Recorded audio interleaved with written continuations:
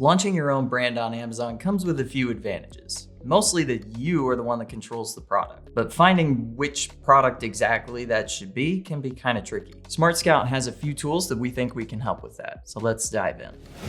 The first tool that I would use as a private label seller would definitely be the subcategories. The subcategories tool is a great way to find untapped potential.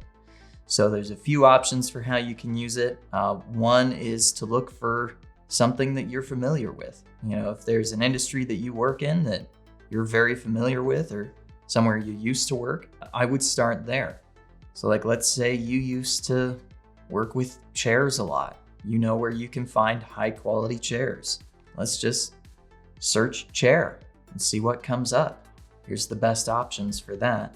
Remember that this search bar up here is not like a keyword search. This is for just telling you the names of subcategories. So if you were to search like chair for kids, somebody might search into an Amazon search bar, this isn't gonna pull anything up because there's no subcategories with that name, you know, versus like office chair is possibly,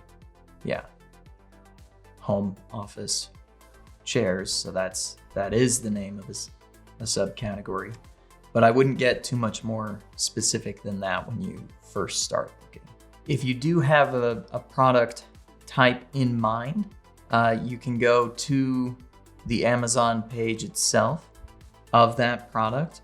Let's just pull up something random here. You know, if you're not exactly sure what denim would show up under.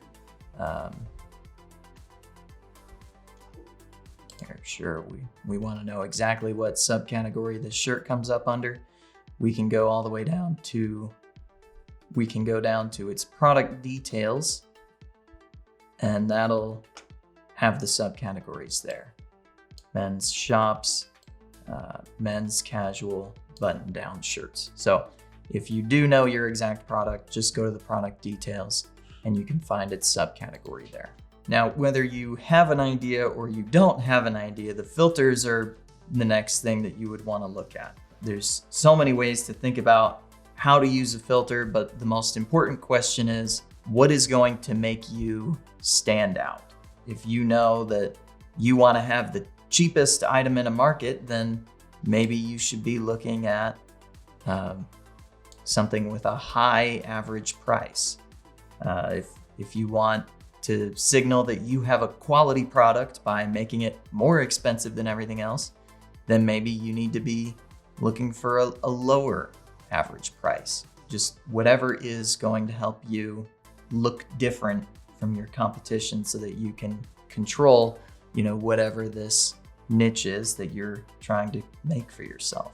When you are plugging in your filters, you don't want to get too specific with anything. Again, you won't find the perfect subcategory. There's no subcategory where there's $1 billion in revenue, but you know, none of them have an average rating under 3.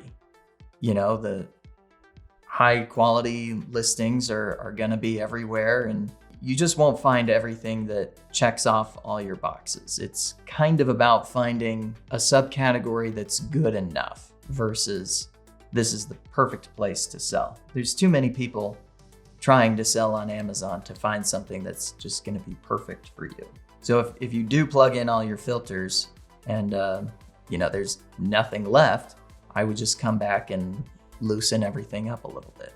The main filters that I would recommend everybody considers is you would want to maximize Amazon's share of revenue.